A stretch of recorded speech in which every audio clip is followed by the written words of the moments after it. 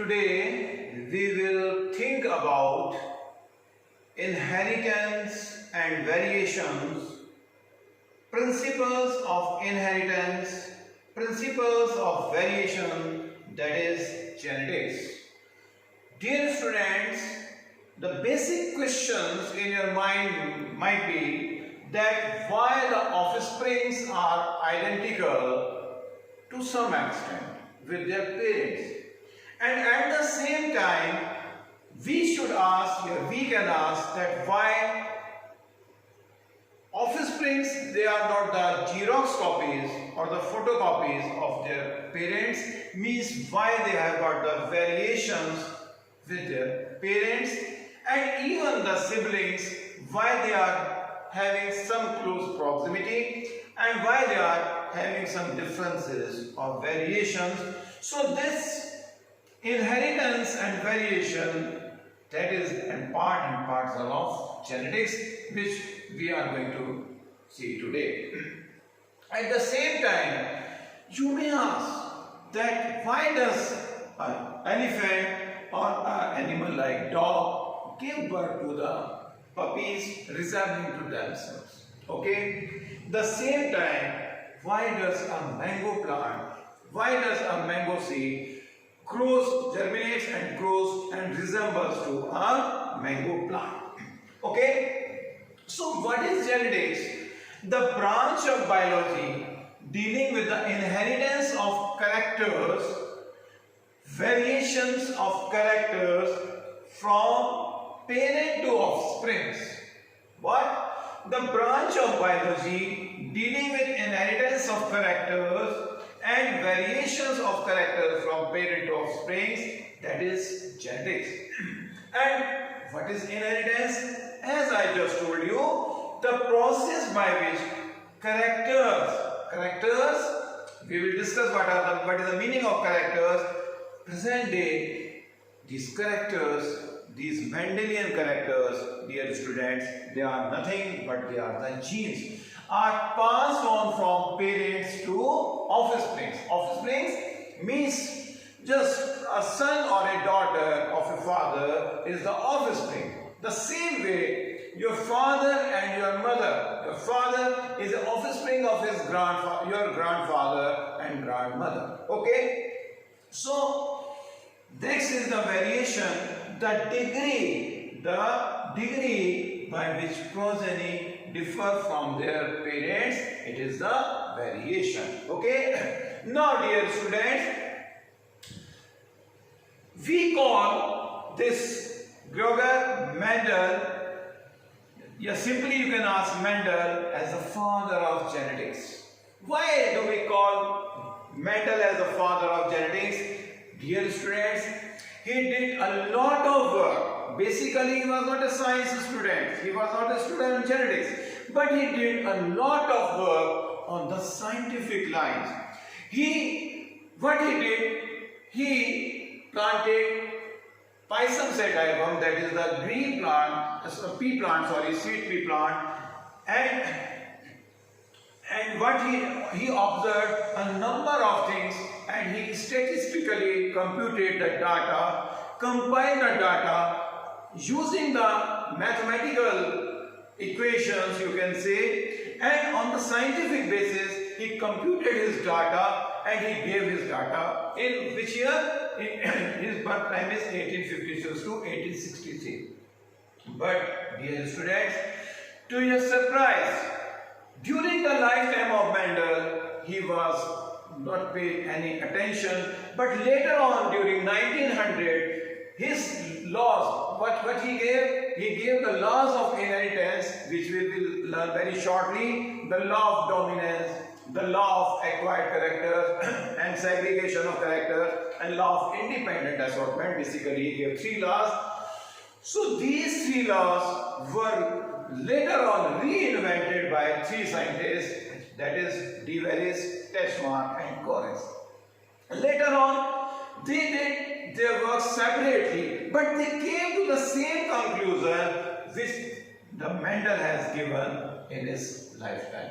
At the same time, Batson and Punnett, they also did a lot of work, and they came to the same data, they came to the same conclusion which was given by Mendel. Dear students, that's why we call Mendel as the father of genetics. But dear students, as I have written here, we Indians, we were aware of the science of inheritance, science of variation, or you can say science of genetics long back, 8,000 years back during the Vedic period. If you go through the Vedas, you will see the science. Vedas is nothing but it is a science. And science of genetics you can find in the Vedas, but we are confined here right now on the whatever the studies or the conclusions made by Mendel. Okay, so today instead of using this board, I will prefer to teach you on the green board, and we will understand that what is genetics. Mendel chose the pea plant because, and he studied 14 characters, but at this time we are discussing the 7 main characters. And why did Mendel choose this pea plant for his studies? Dear students, pea plant was chosen by Mendel because pea plant is to give the contrasting results. The characters which he studied by the Mendel, they were contrasting. For example, when he studied the height of the pea plant, okay, so when he studied the height of pea plant, so dear students, either they are tall or dwarf. Means pea plants, they are either tall or they are of the dwarf variety. When he studied flower colors, so only 2 colors, that is the contrasting color. Plants were either having the violet color or they were having the white color. Same time, when he studied about the position of the flower, the flower was either axial or it was terminal. What is terminal flower? When the flowers are on the apices of the stems or branches, that is known as terminal flower. And when the flowers are in the axils of the leaves or branches, that is the axial flower. The same way, you might have also observed the shape of the pod of the pea. So it may be inflated or it may be constricted. Same time, the pea plant may have, the seed may have the round shape or it may be wrinkled. The same time, pod color may be green or yellow, means there was no intermittent character in between the two. So these are known as the contrasting characters. And the seed, at the same time, the seed color may be either yellow or green. So he put emphasis over those 7 colors and he came to the conclusion. So what he observed, we will see at this board. Dear students, as I told you, Mendel chose the pea plant. So what, just suppose, what was his observations? We will see about the observations of the Mendel first. Then we will come to the present day science. Dear student, Mendel was totally unknown at the cell nucleus. So he was having no knowledge of chromosomes and genes, whatever we know today. So let's see what were the observations of Mendel. Okay, now for his good luck or for his scientific favor, Mendel studied 1 character at a time, and when he studied 1 character at a time, he called it as the monohybrid cross. What is the meaning of monohybrid cross? Mendel, when observed only 1 character at a time, only 1 character. Just suppose when he studied the height, character of height. So when he studied the height, so either the plants were tall or dwarf. So he was studying only 1 character, so that is known as hybrid crop. Tall and another is the dwarf. Okay. Secondly, when he studied the color of the flower, so color of the flower was either violet or it was white. Okay.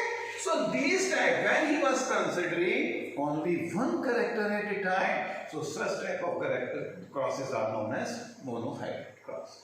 Okay, so when he studied later on, he put all the, so he took the 7 characters at the same time, at different times. He came to the same conclusion. Later on, what he did, he took 2 characters at one time. 2 characters at one time. So such type of crosses are known as dihybrid cross. What are they? They are the dihybrid cross.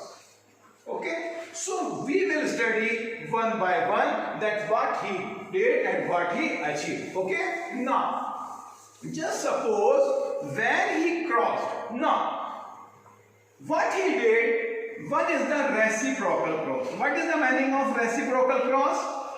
Reciprocal cross.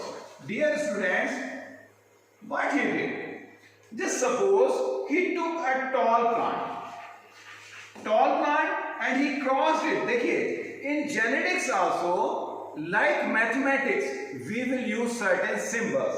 Just suppose before proceeding that, I will tell you that what symbols we are using here. The symbol of cross, it means breeding. Okay, making cross, making hybridization. It is a symbol of that. This is a symbol for we use for male. It is for male, and this symbol we use for female. Okay. Now we will write P. P1 for parent 1. Okay. It is for the parent number 1, and P2 means second parent. And again we will use F1 or F2. F1 means the first filial generation. That is the filial generation. Okay.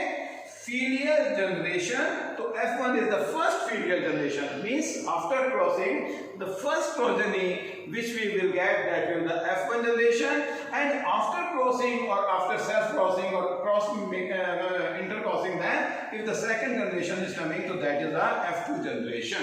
Okay. So in this way, we will try to understand and study genetics. What Mendel did, when he crossed a tall plant with a dwarf plant, okay, when he crossed a tall plant, just suppose at one time he took this tall plant as the male plant and this dwarf plant as the female plant, and another time what he did, instead of taking male as a tall, he might have taken this female as a tall plant and male as a tall plant. That type of cross is known as reciprocal cross. But this does not affect his studies. He got the same result. So means what I want to tell you, that choosing the tall plant as a male or choosing the tall plant as a female doesn't hamper or disturb his studies or conclusion. Okay. So now what he did, dear students, when he crossed this tall plant with the dwarf plant, what he got? He got that in the first F1 generation, that is the first filial generation, all the plants were tall. Okay? Means he got 100% plants and the tall plant. So he was surprised that why he is not getting the dwarf plant. Okay. Now what he did, he was very intelligent, very scientific in his approach. So what he did, dear students, now what he did, he served this tall plant. Just suppose he was taking at another time, what he did, he took a tall plant and crossed it with another tall plant. So what he did, whatever the combinations he was getting in the F1 generation, so he was again choosing only the tall plants. Now again in the F2 generation, he again took the tall plant and crossed it with the tall plant. Whatever the progeny he was getting, again he was choosing only the tall plant, and another time he was taking the dwarf plant. So he was making, he crossed this tall plant with tall plants generation after generation and make a pure plant. That is this plant, according to him, he used that it was a pure tall plant. So how he got the pure tall plant? After selfing the plant again and again. Okay. So what is the meaning of this pure plant? In today's word, we know that that is the homozygous condition, and I will tell you what is the meaning of homozygous condition. And in contrast to homozygous condition, we will also study what is heterozygous condition.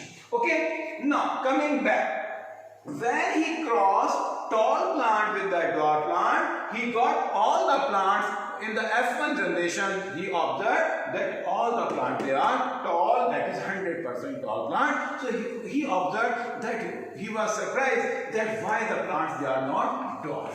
Okay, in any case, so the character term he used, the character which was exhibiting in the F1 generation, he called it as the dominant character. We will come to this point later on also. So according to him, what he described, the characters coming in the F1 generation, he designated those characters as the dominant character. Okay, and dominant. Okay, and the character which was not exhibiting itself in the F1 generation, for example, this dwarf character which was not exhibiting itself in the F1 generation, he described it as the recessive character.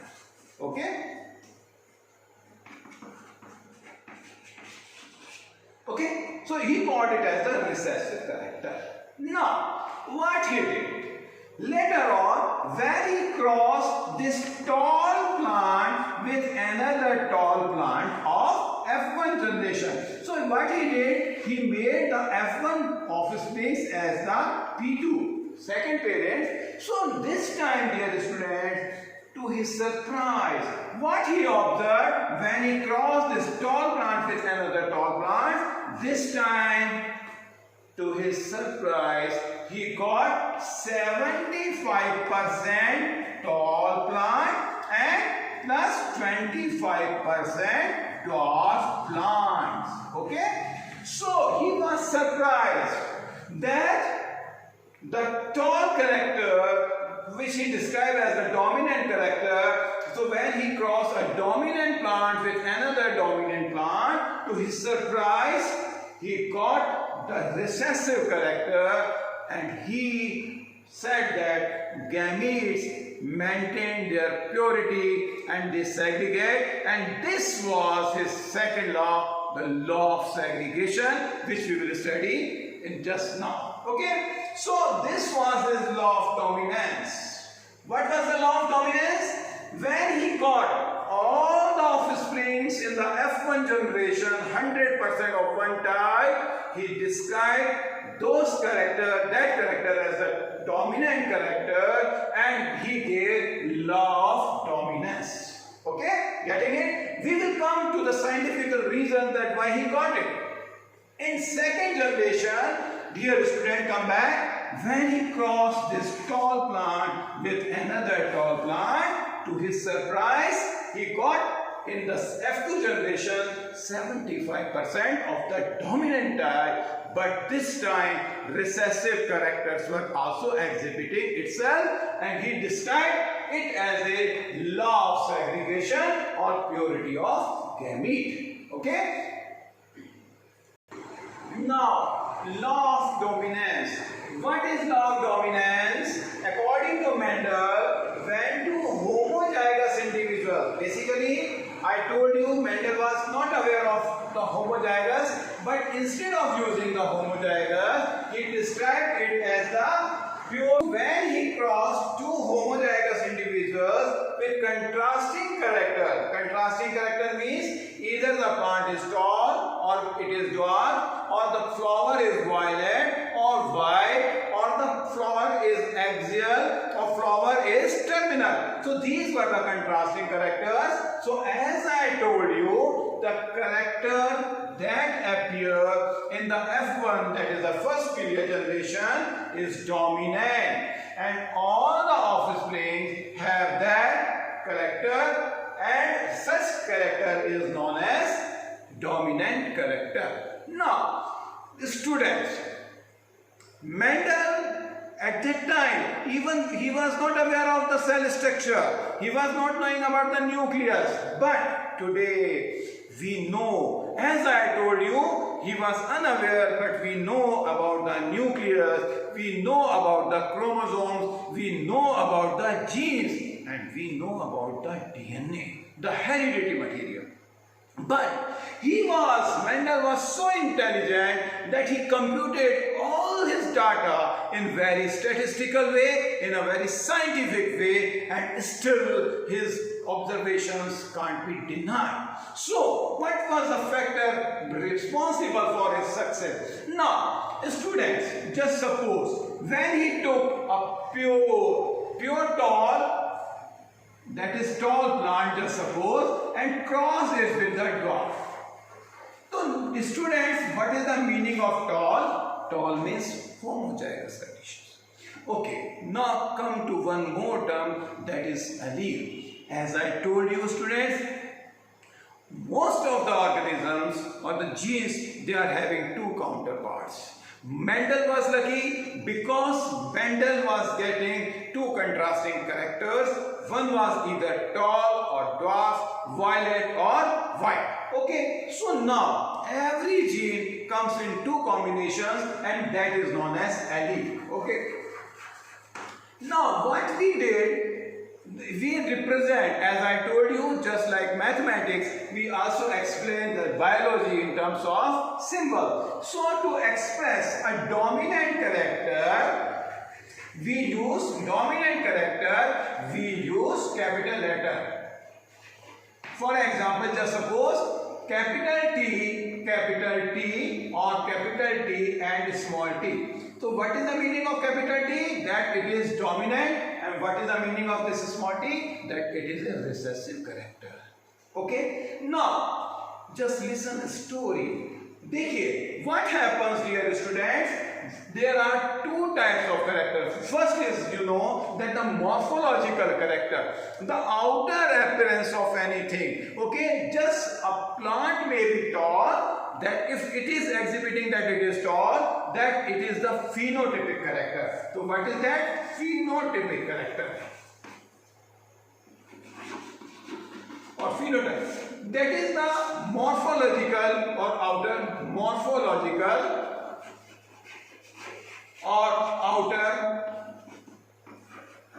appearance. Don't go at the spellings, please. Okay, phenotypes means, just suppose I am telling you that any flower which is violet, so that may be the phenotypic combination. If you are saying that the plant is the tall, then it means it is the phenotypic character. But dear student, the story behind this phenotype is that it might be because of this combination, that is the homozygous condition.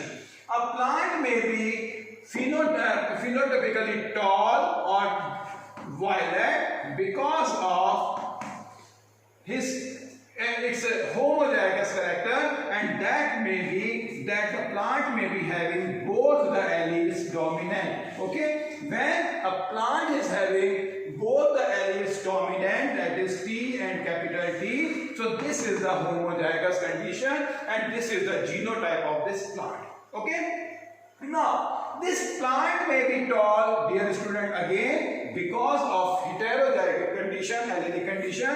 The plant may have capital T, that is the dominant gene, and a recessive gene, so it is the heterozygous condition for the tall plants. Okay, so what I want to say to you, that any of the morphological characteristic that may be of the tallness or maybe because of violetness is maybe because of two genotypic combinations. A plant may have both the alleles as the dominant alleles, or it may have one of the dominant and another may be the recessive allele. Dear students, why are you confusing? You all know, we all the higher organisms, you know very well, we are diploid. You are having two sets of genes. Now let's come to ourselves. That if I ask you that how many genes chromosomes you are having, you all know that we are having 23 pairs or 46 chromosomes. Okay? So what is this combination? This 46 means we are diploid. Okay, the plant or an organism may be diploid or it may be haploid. Okay, so basically all the organisms, dear students, they are diploid, and when they produce gametes, how do they produce gametes? Yes, by the process of meiosis. Meiosis, reduction division. So we simply write RD. RD means for reduction division or meiosis. So during gamete formation, the cells, your sperm mother cells, pollen mother cells, egg mother cells, they undergo meiosis and produce haploid gametes.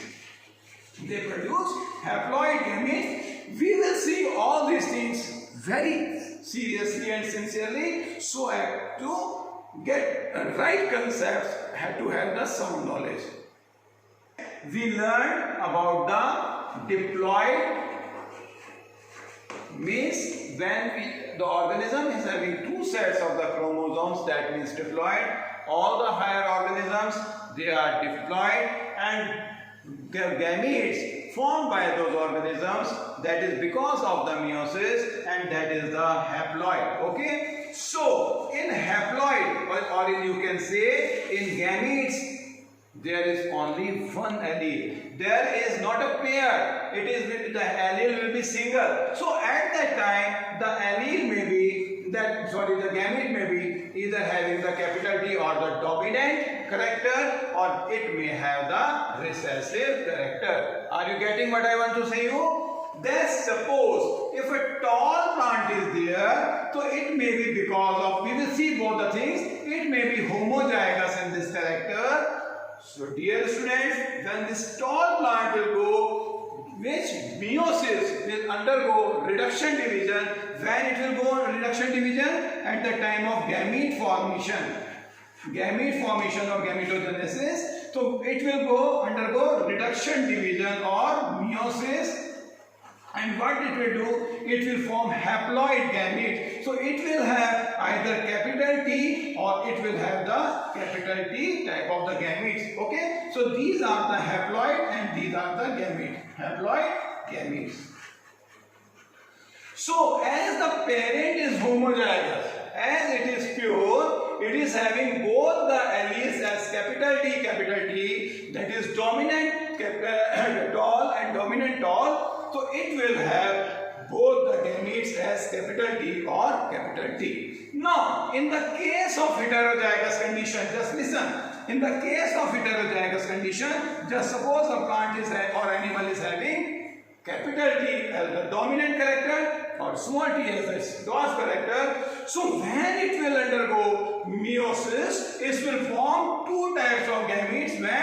When it undergoes reduction division, the gamete will be either capital T, means dominant, or recessive, small t. Getting it? Very good. Dear students, now in next session I will tell you, or we will understand, we will come to the scientific reasons of law of dominance. We will learn law of segregation or purity of gamete, and we will learn about the next third law, that is law of independent assortment. Okay, so this is for today. Once again we are summarizing that Mendel is known as the father of genetics. He gave his laws which were rediscovered separately by Batson, Teschmark, Deveris, Correns, and they came to the same conclusions which a non-technical, non-scientific Mendel has given previously. Mendel was unaware of whatever he is known as the father of genetics, but after his death, his laws came to the prominence and they were established, and he was acclaimed as the father of genetics. I told you when he served the plants again and again, that was a condition of making it as a homozygous. I told you what is the meaning of heterozygous. I told you what is the meaning of diploid and haploid. I told you about the alleles. This is for today. We will continue our session of the Mendel's law next day.